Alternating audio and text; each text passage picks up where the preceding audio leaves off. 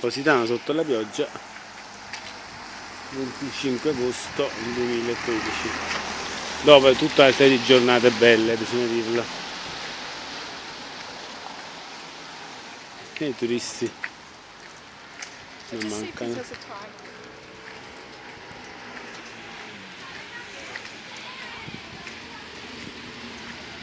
Qui in attesa.